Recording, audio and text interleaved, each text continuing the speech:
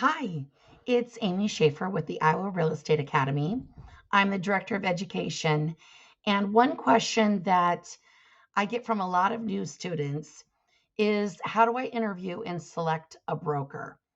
And so I just thought I would share my top three things that I would consider. There might be a few more to add to the list, but these are my top three. Number one is the money. Understand what the split is every time you have a sale. The broker is going to probably keep a little bit to run their overhead costs, and they're going to pay you a portion, obviously, for working with buyers, sellers, tenants, landlords. So understand what the commission split is, but don't just ask about that. Also, ask about any other fees that you might be responsible for. Is there a franchise or brokerage fee? Do you pay that on every transaction? Is there a cap to it that you only pay into a certain amount? But what is maybe what I'm going to call a franchise fee? Also, ask are there any administrative fees that you might be responsible for that maybe helps pay for extra staff, like a transaction coordinator or anyone like that? And then also ask what's the monthly office fee? Do you have a rent fee to have a desk there? Do you pay an MLS fee to get access to your local board of realtors? Maybe there's some other errors omissions insurance fees that the office goes together and pays for a group policy. But really break down not just the split, but any other details. Now, take that information and I want you to couple it with number two. Number two on my list is education. What do you have provided to you so that you can learn? You, as a new agent, are going to have so many questions. Getting your license was just part of it, right? There's going to be a lot more past that. And I want to make sure that you've got access to really good training, how to fill out contracts, how to do a market analysis and a price evaluation for a seller. I also want you to have someone that you just know you can call and answer questions.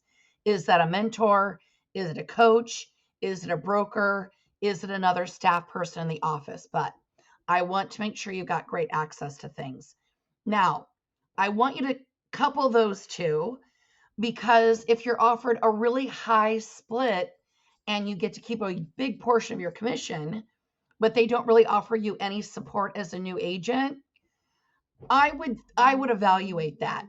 I want to make sure you have a good balance of what you're earning for commissions, but also what you're going to need for support as a new agent. Okay. Now here's number three. And don't worry, I'll give you a few bonuses at the end. Number three is what I'm going to call culture. This has been a huge buzzword in a lot of businesses, and I think it deserves to be.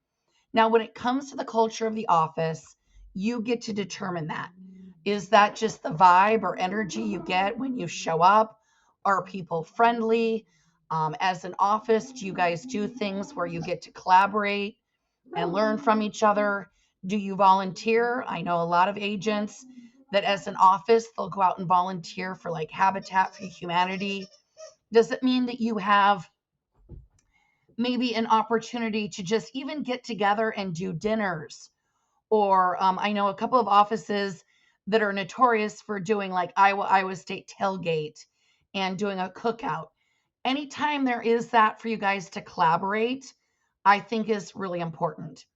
The other thing I would consider, and I'm speaking to this as an experienced agent that maybe is a little bit different perspective, but I do want to share it. I think it's valid. Who is productive? Agents that are productive give really good culture because they're in good moods, right? They've got a good attitude. They're not coming to the office. I don't have any business going on. This guy is falling because of whatever market we're in. And they maybe only do zero transactions a year, maybe one or two. Not that those aren't valid agents. I love those agents. I've been that agent before myself. But who is productive? Are the majority of the agents there to just get free coffee? Or are they there because they are productive? They do a lot of transactions. They are very knowledgeable. They're very approachable. Uh, do they show up on a regular basis? The agents that, just show up every once in a while and they don't even know who the new accountant is in the office. They don't know that there's a new printer, and they don't know that maybe where you store something has been changed, and they're super dramatic about it. It's because they're not engaged in the office. So, what's the engagement and productivity? Those are really the agents you want to hang out with anyway, because I assume that's who you aspire to be. So, what's the commission? What's your education opportunities? And what's the culture? Let me give you a couple bonus though. This is my personal opinion. I don't believe in non compete clauses for new agents, or even for seasoned agents. To me, a non compete clause would only be in effect if I were to sell my brokerage, for example. But for the typical real estate agent, I don't understand non compete clauses. What that means is if you would leave your current brokerage, you can't practice real estate for a set period of time before you move your business somewhere else. I don't like that for you. If for some reason you're at a brokerage and it's not a match, or you just have a really great other opportunity, I want you to be able to go and take advantage of it.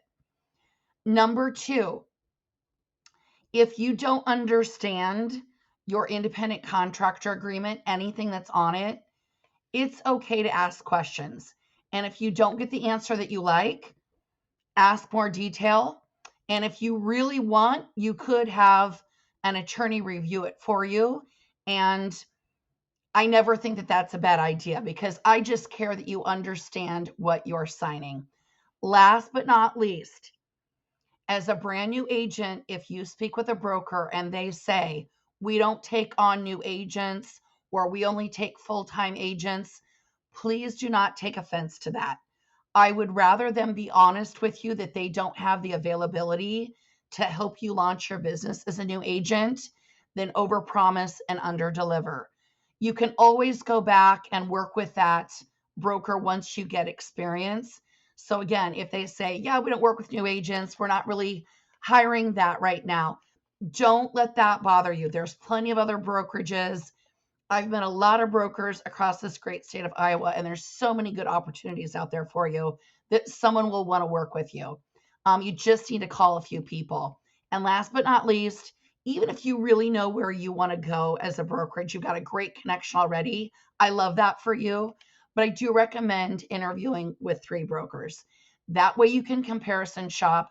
And if anything, it is going to help you nail it that you've made a good decision about where you're going. Good luck, happy selling, and be brave.